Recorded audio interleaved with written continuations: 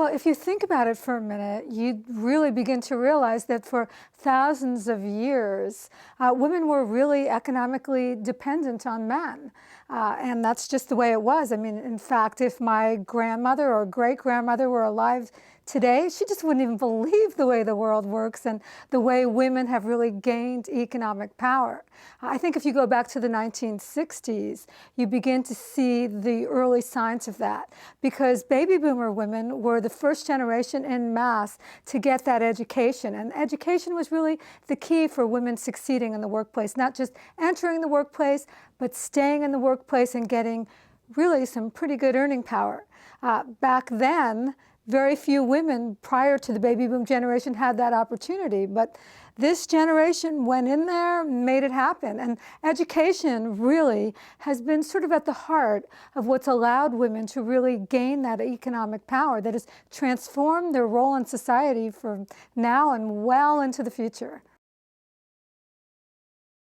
What's so interesting to me is that while women were gaining their education for the very first time in history, we saw our economy transform itself pretty dramatically. We went from an economy that was industrial, manufacturing-based, where brawn really defined your role and gave you the power to really earn income, to a more knowledge-based economy where the skill set was more education-based. So women got that education at exactly the right moment in history that allowed them to really succeed in the workplace. Today, for the very first time, we see a critical mass of women entering the workforce with that education and gaining earning power. In fact, what's so incredible is that if you were to look over the last 30 years, what you would notice is that men's income has remained rather flat if you adjust for inflation, whereas women's income has grown exponentially. Now, of course, some of that is just trying to catch up, and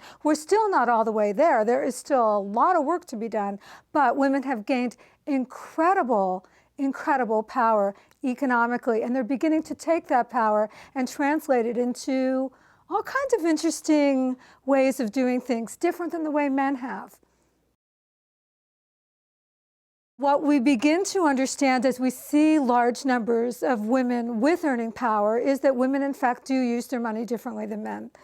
In fact, it's been noted even in developing countries that 90% of women take their income and they reinvest it in their families and their communities, while in those same developing nations, only about 30 to 70% of men take that money and reinvest it in families and communities. They have a tendency to spend it on alcohol and tobacco. So, it doesn't sound really great on the surface, but that's just really the truth in developing countries.